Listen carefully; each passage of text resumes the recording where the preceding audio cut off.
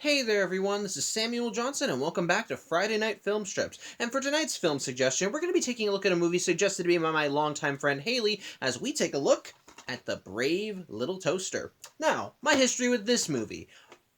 I think I owned it when I was a kid. I don't know if I actually did or not. For all I know, maybe I own the sequel. But whichever one it was, I do have a distinct memory of having this movie on my shelf when I was younger. It was the videotape, of course, but I do think I owned it. But to my knowledge, I don't think I ever sat down and watched it. I blame this entirely on myself, as when I was a kid, I was, believe it or not, hesitant to watch a good chunk of the movies that I had on my shelves. I was always like, I saw these weird things. I always looked at the videos when I was younger and just thought, I don't know what any of those things are. Maybe I won't like them. They all look weird and scary. And as a result, I was more willing to watch the newer stuff that came out rather than the stuff that I actually owned. Although when I did give those movies a shot, I did find myself enjoying them as I went back through them. However, when I was a kid, I never sat down and watched The Brave Little Toaster. The closest I ever came was when I went over to my friend Haley's house, and they were watching a bit of it on their TV. But even then, that was only like one scene, and I don't think I stuck around to watch how the rest of the movie played out. I just didn't want to see the movie. And again, it's not because the film looked bad to me, it's just, I didn't want to sit down and watch it. It's because I was a stubborn kid. So I just opted not to. And so for years, I never saw The Brave Little Toaster. And if I did own it on VHS at one point, that copy eventually went the way of all my other VHS tapes when me and my family gave it away to my nephew. As a result, the movie was just never something that I sat down and watched. However, when I decided to finally start doing these vlogs, of course, it was the film suggested to me by my friend Haley, as I told her about this, told her what I was doing, and she suggested this film right away. And, well, I had heard good things about The Brave Little Toaster at that point. I'd heard internet personalities talking about it, discussing things about it they thought were interesting, and I thought I kind of wanted to give it a shot, and eventually, so I figured, why not?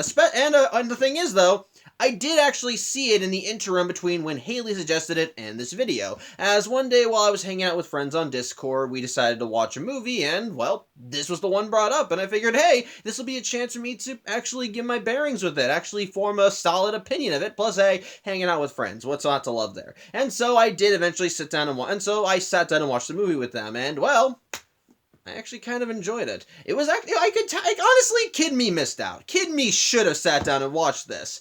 With that said, there are things in there that I don't think he would have liked. Well, how is that? Well, let's take a look at it tonight and find out. As today, ladies and gentlemen, we are going to be taking a look at The Brave Little Toaster. And Haley, if you're watching this, I hope you enjoy the video. So, with all that said, let's get to the long-ass plot summary. And of course, for a film called The Brave Little Toaster, the film actually stars, well, a brave little toaster. Well, almost. As you can kind of tell by the DVD art, the toaster is not the only character in the movie. Basically, the stars of this movie are a series of appliances that live in a cabin. There's obviously, well, the toaster, but alongside him are a lamp named Lampy, an electric blanket named Blanky, a radio that I think is named Ham, but don't quote me on that, and a vacuum cleaner named Kirby, named after the brand of Kirby vacuums. And how they typically spend their days is that every day they wake up with the radio giving a morning announcement, which everyone gets annoyed by, before they all decide to just go around the cabin doing chores and keeping the place neat and tidy. Why?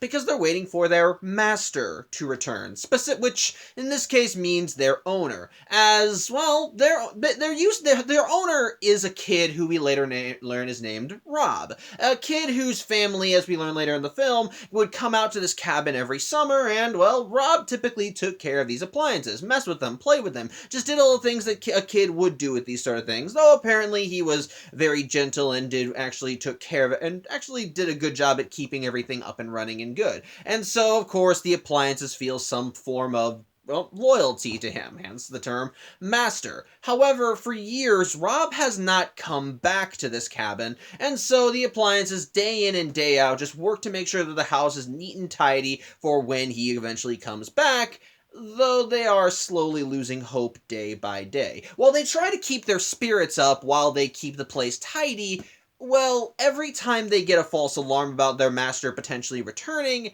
their spark kind of dies a little. Case in point, during one particular cleanup where they're all just jamming out to a song at the radio is playing, the blanket just stops and as it hears a car, and so as all of the appliances just stack themselves up to see if the car is their master. Well, the blankie has a hallucination that the car is their master's car, only for the hallucination to get dashed when the car in the real world just drives on by without stopping, resulting in Blanky actually starting to cry and just starting to cuddle a picture of Rob when he was a kid, which apparently is a normal thing for Blanky because when he starts crying over the picture, Kirby gets so annoyed that he tries to take it away because he just does not want to deal with it, which results in a fight, which results in the picture frame getting smashed. However, like I said, the appliances are still trying to stay in good spirits. So that's not helped by the fact that the sixth appliance in the household, an AC unit that's just stuck in the wall, pretty much just tells all of them that they're living a pipe dream.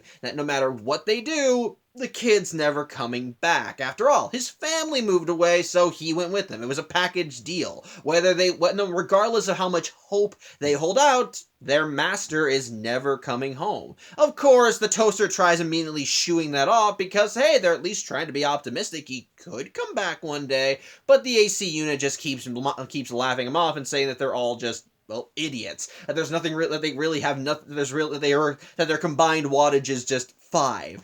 As such, the toaster even throws that back in the AC unit's face because apparently when Rob did live in this house, he never once used the AC unit because, well, this thing was in the wall and Rob was a short kid. And this apparently gets the AC unit so angry because apparently this argument's been used before that he literally blows a fuse, which I'm guessing is the appliance equivalent of death because he explodes in the wall and is now just steamed. And while the appliances are shocked by this, some of them really don't care. They didn't like the AC unit anyway. He was an asshole.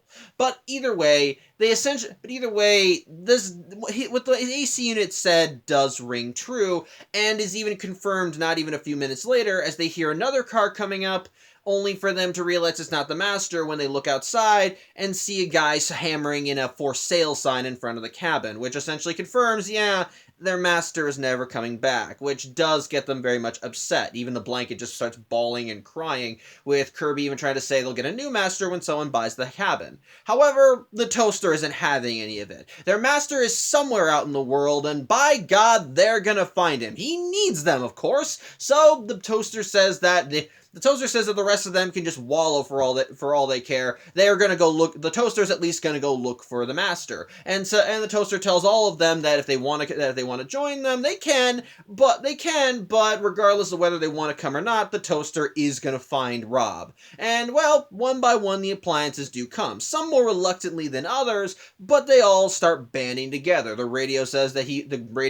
he'll come because hey, he needs to actually hey, they need a leader. The blanket, because, well, he's a cute, cuddly thing who really just wants to snuggle up with his master. The lamp, because I'm guessing he just needs a friend. Sorry, I'm having trouble remembering details. Or basically, he wants to just see the master again and help light up his life, quite literally in this case. And they even talk Kirby into coming along because they'll need someone who brings something special, someone who's tough, can deal with all this. And so everyone bands together. And now, of course, after they deal with some shenanigans about how they're trying to get out of the house, which involves traveling with either a mattress, a skateboard, or a fridge, or even just a fucking pogo stick, they eventually decide that Kirby is going to just drag them along on a swivel chair, and to keep Kirby powered up, they're going to plug him into a battery unit, which does actually seem to work well, as the other 4 appliances just get on top of the swivel chair,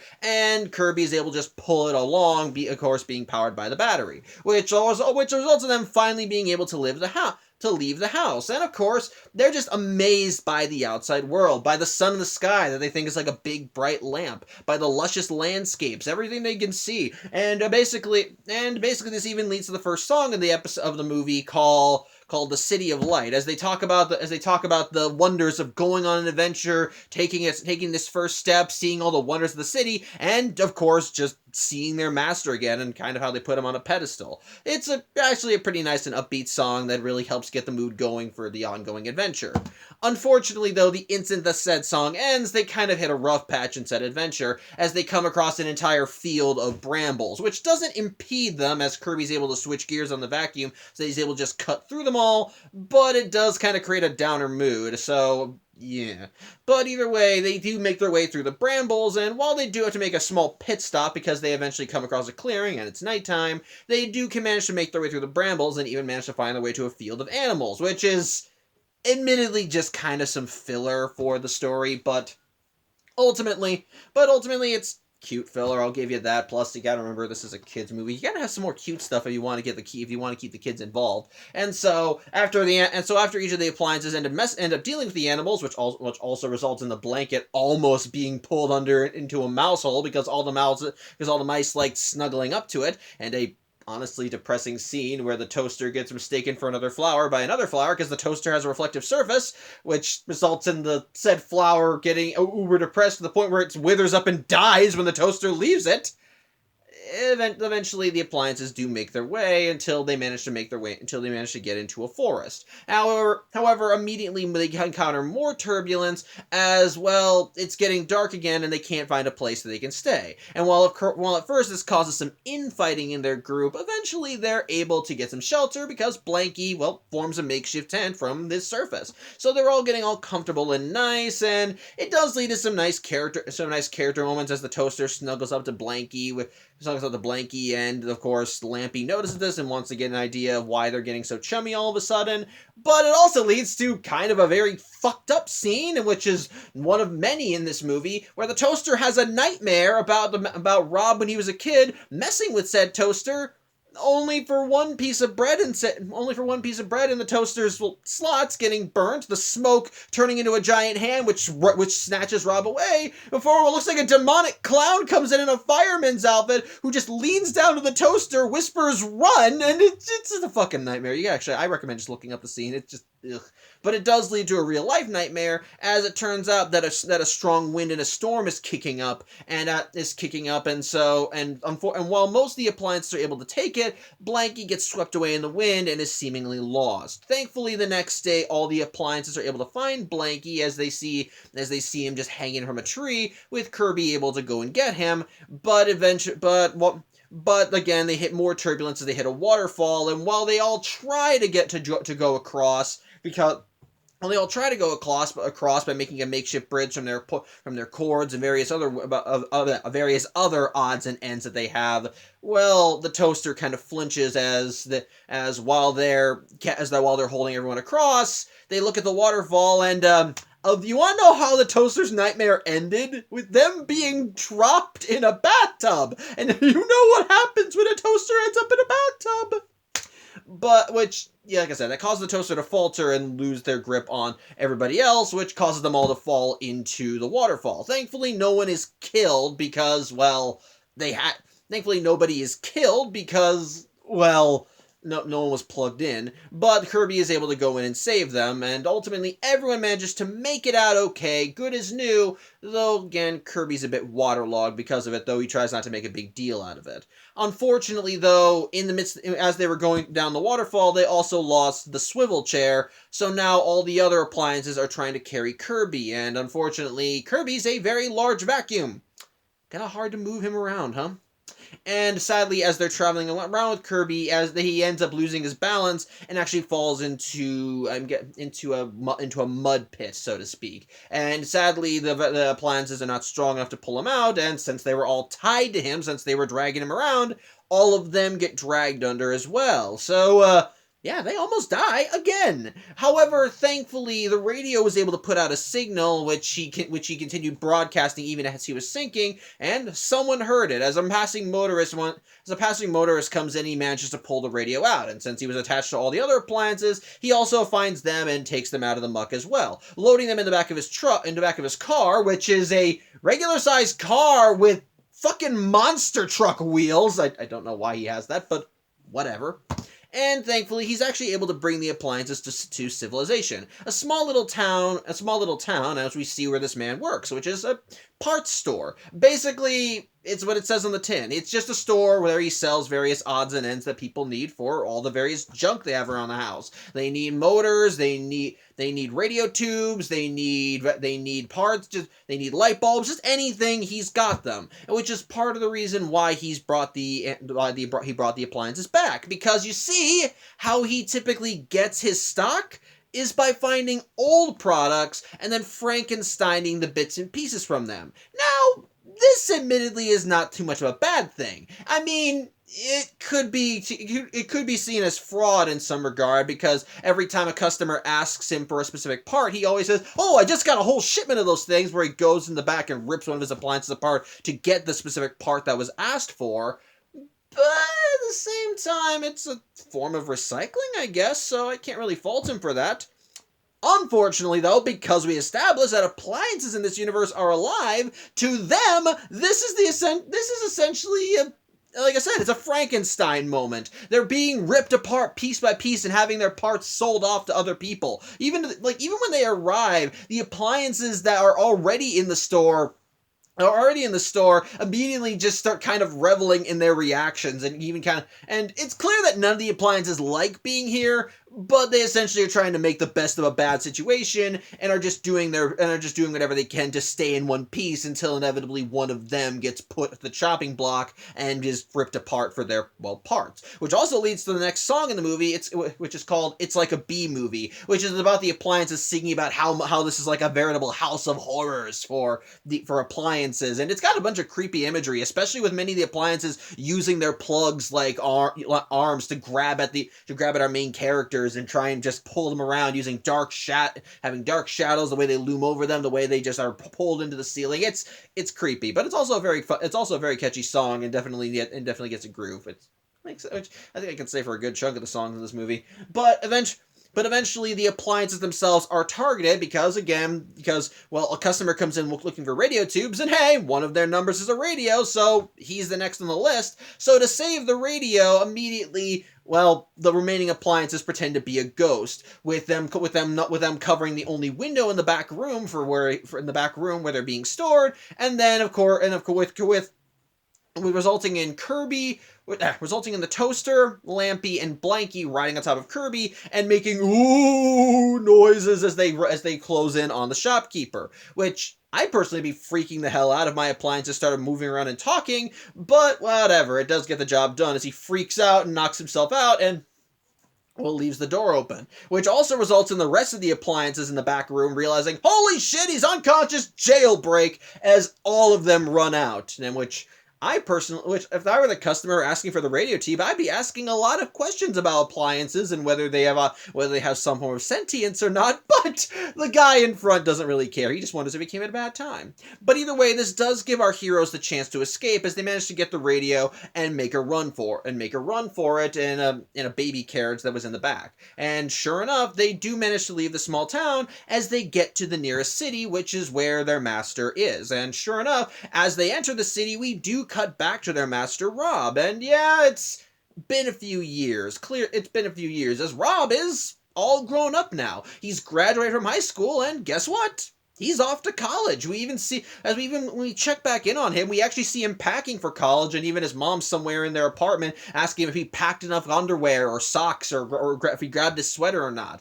But ultimately, what Rob is more concerned about is, his day-to-day living situation when he goes to college. After all, you can't just go to college and expect everything to be there when you get there. So his plan? He wants to get some of the old appliances from the cabin, since after all, he thinks they're all working good, and hey, they could be useful, and he doesn't want to take anything from his parents. So he and a friend of his, a girl by the name of Chris, decide that they're going to drive all the way out to the cabin and pick the stuff up, which of course are the appliances that we've been following through this movie. Unfortunately, the appliances that are at his his current apartment. Sorry, Chindy, hold on a sec. Apologies, had to adjust. But yeah, the appliances at his current apartment aren't exactly happy that they're being passed over for a bunch of old junk. So they're kind of upset that he's just gonna go off and get them over any of them. Again, hold on a second. Again, apologies. But yeah, like I said, the new stuff is not happy that the old stuff is being favored over them. However, However, coincidence of all coincidences, as Rob and Chris go out to the cabin to pick up his old junk, well, the old junk comes to him as they enter the city and they manage to find Rob's address through a phone book, and after getting some directions from a streetlight, because everything's alive, of course, they manage to find his apartment and end up knocking on the door. Of course, nobody answers because, well, Rob's at home, and I'm guessing his mom isn't home either. I don't know. But ultimately, the radio is able to put out a signal for all appliances that lets everybody know, hey, we're here, there's someone outside. And so the other appliances let them in, and the new appliances immediately can tell that these things in the baby carriage are the appliances that their master went to go get. And so, while at first they all freak out at seeing them, the new appliances hatch a rather dastardly plan, as they do welcome the old appliances into the apartment with the intent of making them feel like honest-to-goodness junk. Basically, their plan is this: they want to make, like I said, they want to they just want to demoralize the old stuff by making them feel obsolete, having them get thrown away, and they'll think that if Rob goes out to the cabin and can't find them, then he'll just eventually take some of them, which, believe it or not, it's an easy thing to make you hate the new appliances, especially since we've been following the older ones and know all the shit they went through just to find their kid. But I'll give some credit where it's due. As we see in a couple scenes, Rob apparently takes good care of his appliances, and if any of them break down, he tends to do a good job at repairing them and putting them back together again. And to even give an example, when Rob and Chris go out to the cabin and find it trashed because of the appliances' attempts to leave earlier, he ends up finding what's left of the AC unit, and he repairs it, puts it back together, good as new, even gets a chance to use it. And what I love is that when the AC unit is put back together, once Rob is out of sight, the AC unit realizes what he did for him, that he finally got a chance to be used by him, and he even gets teary-eyed. It's adorable. But my point is this: Rob does take care of his appliances. Hell, one of the things during the tent scene back in the woods, the Lampy even talked about how something precious to him when it came to his master was how one night while Rob was just sitting in bed reading a book, his Lampy's light bulb burnt out, and Rob just immediately replaced it without hesitation. And to Lampy, that was a warm, tender moment. Sorry, there's a dog over here that I have to pet. Sorry, she was just too adorable. I had to do it. But anyway, I'm getting back off topic. Point is this: odds are the new appliances, while belonging to his parents, probably feel similarly. They probably like this guy just as much as the old stuff does. They kind of want to be there with, like, they probably feel a sense of loyalty and kinship with him as well, which probably hurts like hell when they realize that he wants the old stuff instead of them. They probably think that they're obsolete. They probably think, hey, why doesn't he want us? And, well, typically negative emotions like that do lead to certain kinds of jealousy. So I do kind of find that interesting. I dig that. But either way, after the old stuff hears the story of after the new stuff hears about how our heroes managed to make it to the apartment, it turns out that the cabin gang, as we can probably call them, actually find another old appliance that used to be in the cabin that Rob and co. actually took back with them to their apartment in the city. A television, who is the only one of them that actually is kind of humanoid. Well, not in body. He's just basically one of those brick televisions that look like they're made of wood and has a black and white screen, and even has those old rabbit ear antennae on him. But in this case, how the television typically speaks to people is through a black and white image of this kind of chubby guy with a mustache and I think like a buck tooth or something, or buck teeth. I don't know. Point is, it actually does talk to them, and, well, the appliances tell the television about how they're here for Rob, and of course the TV's like, all coincidences. He was just gonna, like, he'll be as happy when he'll be shocked to see all of you here. He just went to the cabin to get you guys before he can before he can actually tell them about how their master went to the cabin. The new appliances changed the channel so he can't finish his sentence, and so of course the old appliances want to know why the hell they did that. before this leads to the next song in the movie called Cutting Edge, which is actually a pretty nice which is again a pretty nice, which is actually a pretty good song. That's got like a techno beat, kind of a rough, kind of a strong theme, and basically it's just a song glamorizing the new stuff and talking about how in every single way they're better than the old stuff. That they're everything that that Rob wants and more, pretty much, and which is pretty much just that. Like I said, it's there to demoralize the old appliances so that they'll think that their master is better off without them. And as a result, when the song is over, the new appliances throw the old ones into the dumpster outside. So, yeah, all that effort for nothing, I guess. Although Rob is a bit disheartened that that all of this stuff that he came to the cabin for is just gone, and so he and Chris do end up going back to the city and back to the apartment. And like I said, while Rob's mom does offer to let him bring some of their stuff to the college, well, again, Rob doesn't want to take it because, well, what will his parents use? And so, well, yeah, it turns out that the new stuff's plan just didn't pan out because even without the old stuff, he doesn't want to take his parents' stuff either. So Rob and Chris immediately start having the idea of just, going to a bunch of bargain places that afternoon and finding all the things that Rob needs. Unfortunately though, back with our heroes, well, the dumpster that they were in got hauled to the dump, specifically a dump called Ernie's. And so while the appliances are disheartened and in some cases heartbroken, they're trying to say, oh, at least he's got all that nice stuff to make him happy, as they're lying in the dump, which also leads to the final song in the movie, which is called Useless, I think. Hold on one second.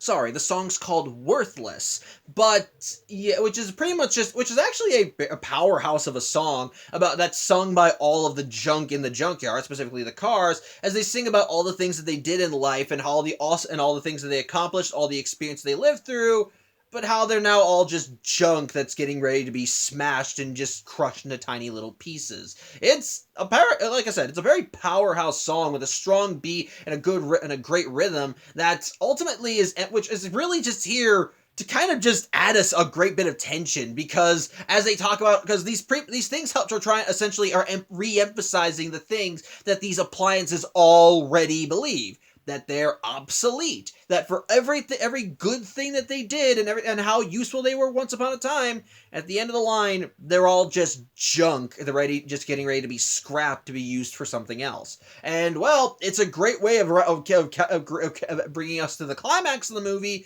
because, of course, our heroes are doing their best not to get on the chopping block as well. However, as Rob and Chris are back at the apartment, as Rob and Chris are trying to think of places that they can hit to get old junk, well, the TV immediately keeps trying to direct them to Ernie's, and he keeps trying to make going to Ernie's as enticing as possible. Tries everything in their power to make them go there. Like, oh, it's got discounts,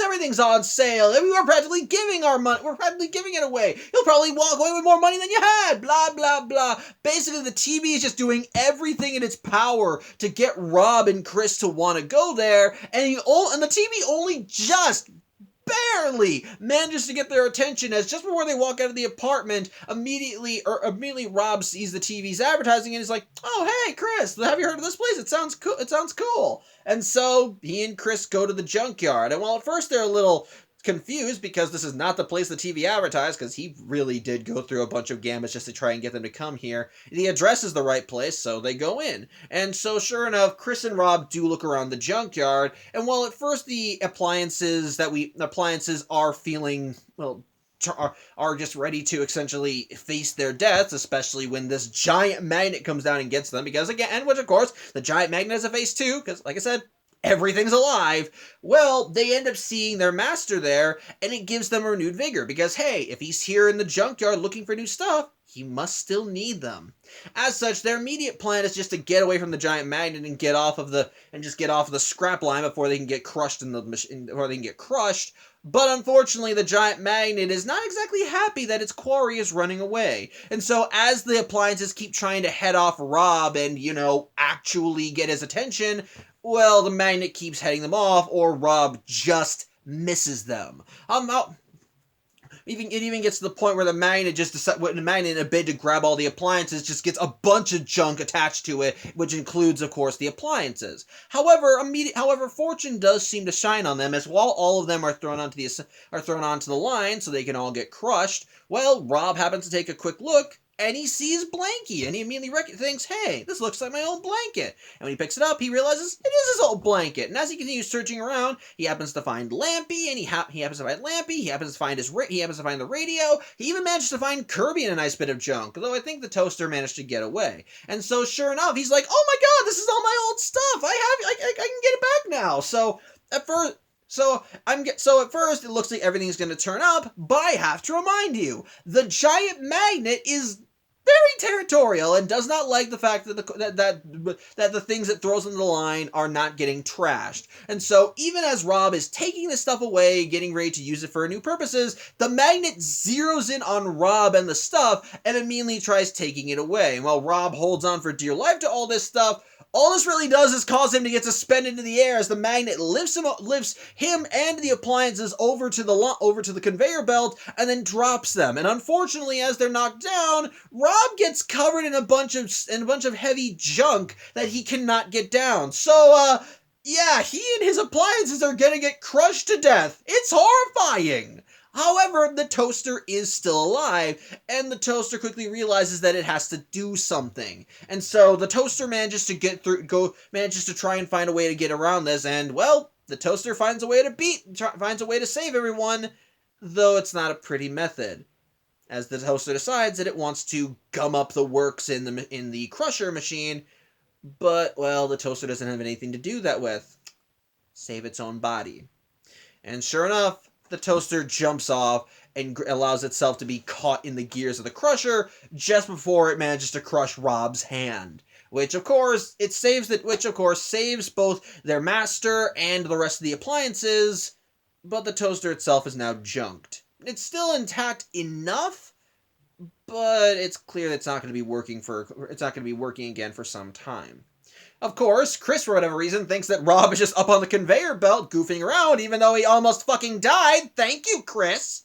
But after Rob manages to get out of there, well, he brings all of his appliances back home, and sure enough, he does find the toaster as well, and, well, he repairs it. Good as new. He gets it all back. He gets the toaster back up and running, and so the toaster is not dead. Everything is all well and good, and so the movie ends as Chris and Rob pack up all their stuff to go to college. He loads all the appliances in the back of his car. He drives away with his mom saying goodbye to him, telling him that he forgot his sweater, and the appliances patting themselves on the back because they were finally reunited with their master, and they know they're going to be sticking with him for quite a long time. So, there you go. That was The Brave Little Toaster. And, my thoughts on the film? It's good. It's actually a pretty good movie. Like I said, kid me, I think, was missing out. I, again, blame my own stubbornness when it came to these sorts of things, but I really should have given this movie a shot when I was a kid, because there is a lot to like in the movie. It is also very clearly an 80s animated movie, because for all the cute, nice stuff that you see in it, there are plenty of other moments that will probably traumatize your children if they watch them now. And I can list a few off the top of my head. One such moment is, again, the toaster's nightmare, where they had the nightmare about Rob as a kid being pulled away by the smoke of burning toast before a demon clown came in and tried to sweep the toaster away in a wave of water that turned into forks before the toaster was being suspended over a full bathtub that would short it out, which... It's scarier than I say it is. It's scarier than how I describe it. I just recommend looking up the scene. It's incredibly fucked up. But on top of that, there are plenty of moments in these movies where these characters are faced with almost imminent death. And it's just following them throughout their entire journey. And it happened. And I think the best way to describe the dark tone of this movie is with the very first shot of it. Like, the very first shot of this movie is basically of the cabin. But how they introduce the cabin is slowly. As first you see an outline of a tree at night. It's dark, it's gloomy, there's very low music, and of course we got the opening credits coming over it, like Who Made It, screenwriters, directors, and so forth, as well as the title of the movie, and just little by little, the cabin starts coming into focus behind the trees. And even as we go, and it does start. It sets a slightly somber tone that does kind of draw you in and make you wonder what the hell is going on. But again, even after that, the very first scene the very first thing that I feel like can be traumatizing is when the AC fries itself when it gets angry when it argues with the other appliances. Essentially, that is pretty much the appliance equivalent of death. I mean, it's repairable. After all, when Rob went back to the cabin, he was able to put the AC back together and he was good as new.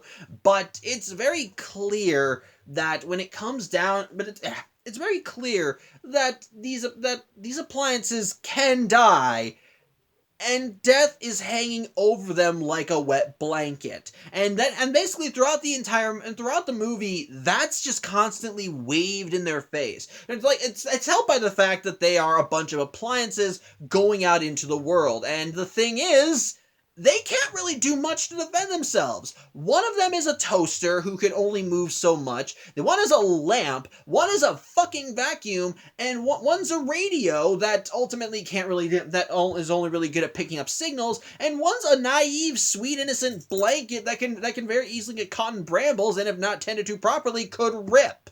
My point is this: these are all things that in the outside world are very fragile, and if not handled properly, can be hurt and or destroyed. So throughout the movie, it's made increasingly clear that all it takes is one wrong step and these things are toast. And it's kind of dark. It's very dark. Like I said, after they have their song about the city of light, immediately go through those brambles, which is again offset by the bright, cheery scene where they enter the meadow with all the animals, and while they do encounter some mishaps here and there, of course, it's overall just a nice, funny scene, with the exception of the flower. That's fucking depressing.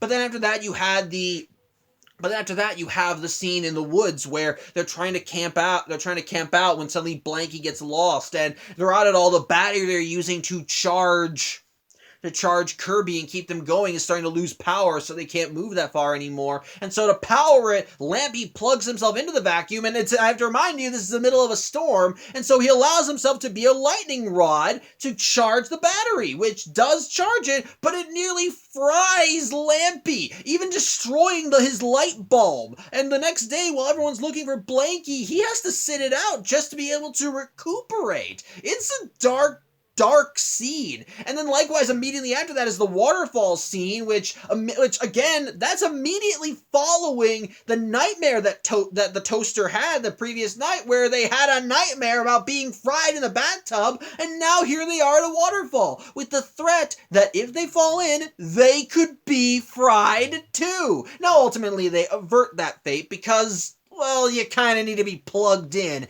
order to get fried. So, at the very least, the toaster is fine. In fact, they're all fine. But when it comes down to it, it's clear that things could very easily go wrong at a moment's notice, and again, it almost does, as if it wasn't for Kirby, all of them would have been swept away in the rapids, and then immediately following that event, they all almost get pulled under the muck, and almost die, only getting away by a lucky break when a guy happened to hear the radio's broadcast and went and realized where they were and pulled them out. And even that's not a saving grace, because after that, it turns out the guy owns a part shop where he just takes old junk and then takes all the stuff out of them so he can sell parts to his customers, which means that these things are still in danger. It's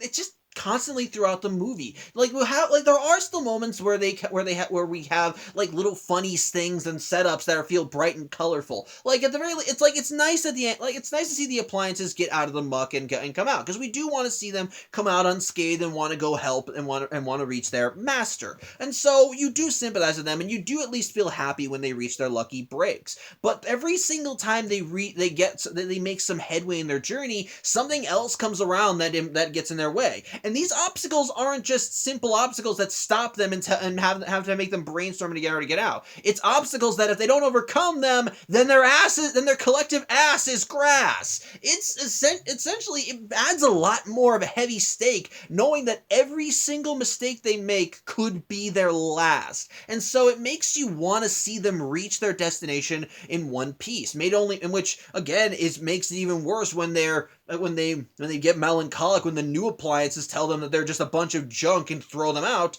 and they almost resign themselves to their fates until they see Rob going through the junkyard looking for them. It's again still holding you at the wire, because now here they are essentially at the appliance graveyard, and they have no and even when they get that spark back, they are in the sights of one of the things that works at the appliance yard or at the junkyard, and ultimately this thing is not going to let them get away just because they found a new lease on life. It sees them as junk, it wants them to be crushed, so it's not letting them go and meet their master. And if it means their master gets crushed too, well, what's any skin off this thing's back? I don't know. It's just dark. It's just super dark throughout the movie, and even even the song "Useless" at the end of the movie is a great powerhouse of a song that, like I said, really adds the tension to the final scene, because you know that every second that ticks away, the appliances are just getting closer and closer to also being crushed into little bits and pieces, while Rob is just pacing around wondering what to do, and the TV's just desperately trying to get his attention and get him to the junkyard so he can save them. It's really, again, it's all really fast-paced, it's all really hard-pressed, and really puts it down to the wire. It makes you want to see, which, again, it works. It keeps you invested in the story, knowing that these things are way out of their element, that again, like I said, every single decision they make could result in something cataclysmic happening to them. But at the same time, when they do make it out of these things okay, it makes you all the more happy, because, well, you see their dedication, you see how much they struggle. And the thing is, what makes it better? They're all very likable characters. The thing is, the group that we're given here is a very well-rounded team. You got the Toaster, who acts as the group's designated leader, who keeps them all together and keeps them all focused, and even tries acting as intermediary when they start kind of clashing with each other. There's Lampy. Lampy's the group's token idiot with a heart of gold, who may not know a lot but is always well-meaning. You got the Radio, who, while not a bad guy, is definitely kind of egotistical and thinks he knows more than everybody else. You got Blanky, who's of course the innocent child, and then you got Kirby, who acts like the stone-cold cynic and realist, but ultimately does care about everyone, even if he doesn't let anybody know that he cares. It's actually some really nice stuff. It's a very well-rounded team, and I'll give credit where it's due in the movie. I love how the team develops throughout it. I love seeing this group come together and overcome their struggles to actually become a cohesive unit. Because while in the beginning of the movie they didn't hate each other, because after all, they all lived and worked in the same house and did do everything they could to keep the house clean and tidy for when their master returned one day. At the same time, they weren't exactly friends either. At most, they tolerated one another. And so, they tolerated one another. They're like co-workers, essentially. The only person they held any real loyalty to was their master. And ultimately, the only reason they were continuing to do the work they were doing was for their master's benefit. But when put in a situation where they have to rely on each other and trust in one another, they're distant. I mean, like I said, they're not, they don't keep each other at arm's length or anything, but they don't really want to get into a social situation with one another. And we see that, and we even do see that as early as the beginning of the movie, as apparently Lampy and the Radio do butt heads on occasion, especially since Radio always wakes them up way too early, or of course there being Kirby, and the fact that he doesn't want to be socializing with any of them, and of course Blanky, and of course, you have Blanky, who's the most friendly and chipper out of all of them and the most emotional, and because he's a blanket, he loves to snuggle up with people, but then likewise, the first night that all of them are out in the wilderness, he tries cuddling up to each of them, and they all pretty much tell him to piss off and find his own place to rest. It, again, helps show how distant they are,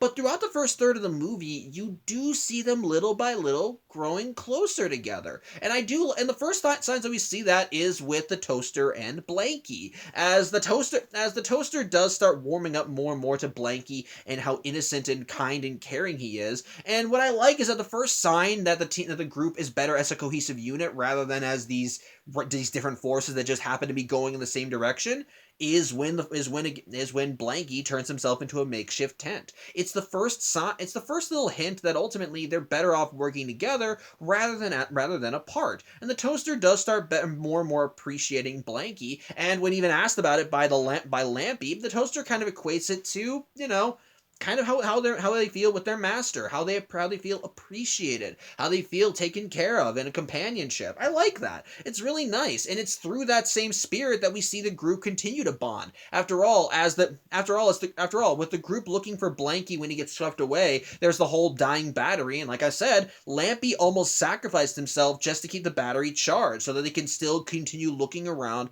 for Blanky. It's a very heroic moment, and ultimately, the first person that acknowledges that Lampy deserves a rest after all of this is the Radio, and like I said, the Radio and Lampy butt heads at many points in the movie, and they do take their fair share of pot shots at one another throughout the course of the first act.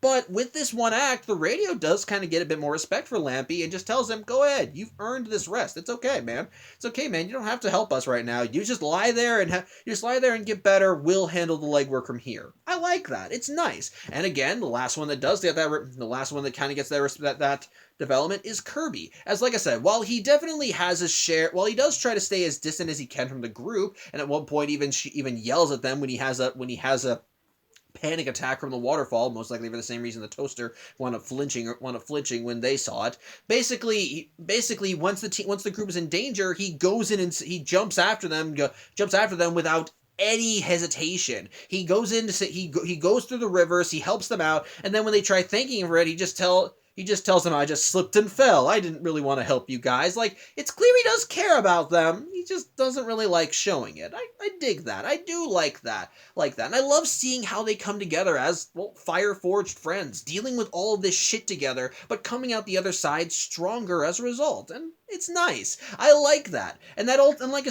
I said, with all these different personalities brought together and seeing them bear through these struggles and growing closer because of them, it makes the brighter moments just feel a lot nicer, because you know what these characters went through to reach these moments, to reach these victories, which also makes you appreciate everything that they had to, which also makes you appreciate what the victories themselves, which just makes you appreciate them as characters more, because you know what they're willing to do to be reunited with their owner. And it's really nice and really does keep you on edge. And in the words of Don Bluth, who I did have a hand in this movie, apparently this film is kind of the embodiment of the phrase, children can take anything as long as it has a happy ending. And I think that this film is a good argument for that case, because despite all of the hardships that these characters go through in the movie, it does make their ultimate victory feel that much more earned. It does, and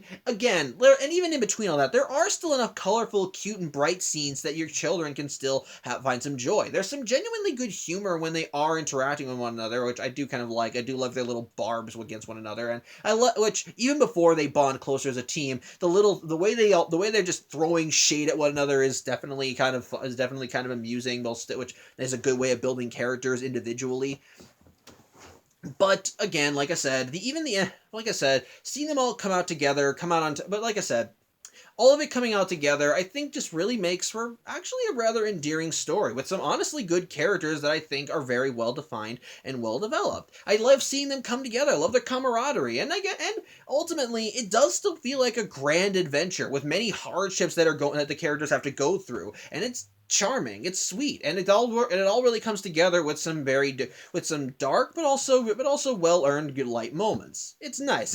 It's an 80s animated movie. Of course it's like that. And of course, they're also and of course, what also helps make the movie good in my opinion is, well, for one thing, the animation, and two, the music. The animation is, well, the animation is actually some pretty good animation. I'm not going to call it, like, amazing animation, especially by today's standards, but for the time it was made, I think the animation is definitely looks really well done. Everyone looks well defined, flows rather well, everything's bright and, I think, like, the environments are bright and colorful when they need to be, but also dark and dreary when they have to be. I love the way that it animated each of the appliances that they move around, as all of that, as none of them look samey. All of them look very distinct and unique. Even the new appliances that they find at Rob's apartment all look very distinct and unique from one another, and none of them really blend together. Everyone looks very much their own character that kind of that fits into the situation, that kind of fits into their own situation. Like, even looking at, let's look at the DVD here. Like, like, the toaster definitely looks all bright and cheery and fun. And then, of course, you have Blanky, which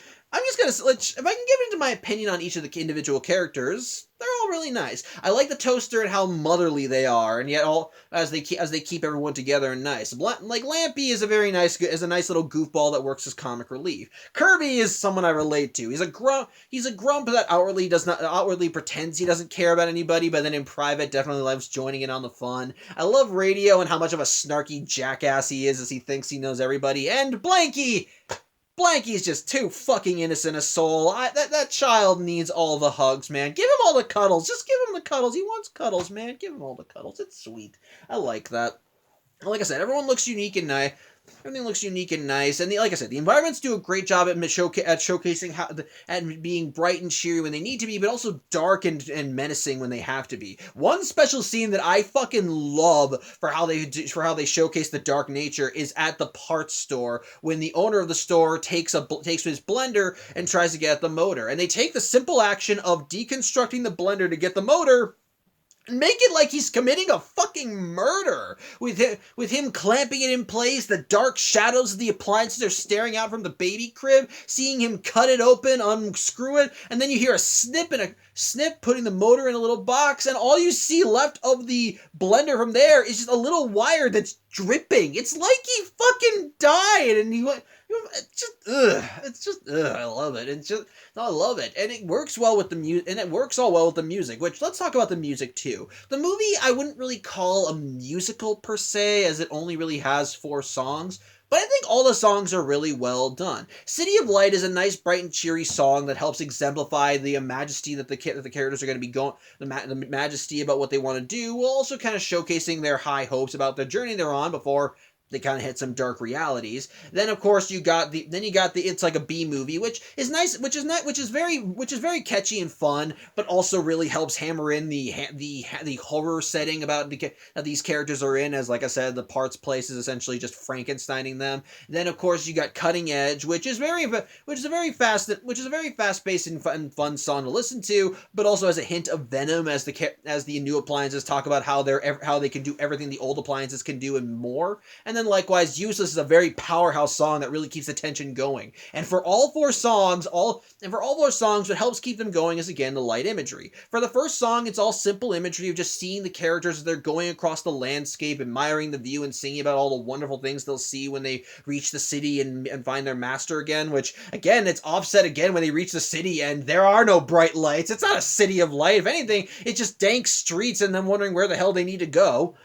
And then, of course, there's It's Like a B movie, which, again, I already talked about the creepy imagery that's used there with the appliances, with all the appliances waiting to be Frankenstein, just dancing around, using the dark shadows to scare our heroes, and using their own cords as if they're like bandages or appendages or something like that. And then, of course, there's the bright, flashy imagery, which in Cutting Edge, which makes sense considering that song is supposed to be about how the new appliances are the next big thing and all that. And Useless, Useless really helps showcase the doomed nature of everything when the singers are literally just junky cars that can barely move and are talking about how, despite everything they've done so far, they're just ready to be junked. And throughout the song, they're all like one by one, each of the cars are put on the crusher, and usually it's whatever car gets the next lyric. So that's just kind of fucking twisted. It's great.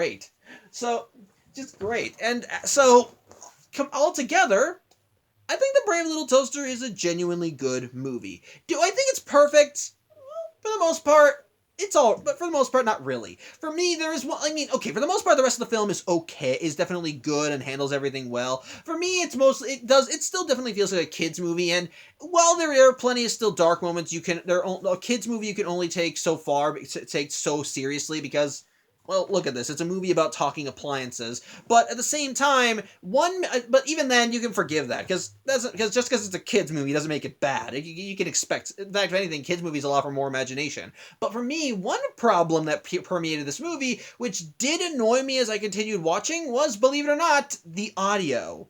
Now, the music for the movie was not bad. The singing was not bad.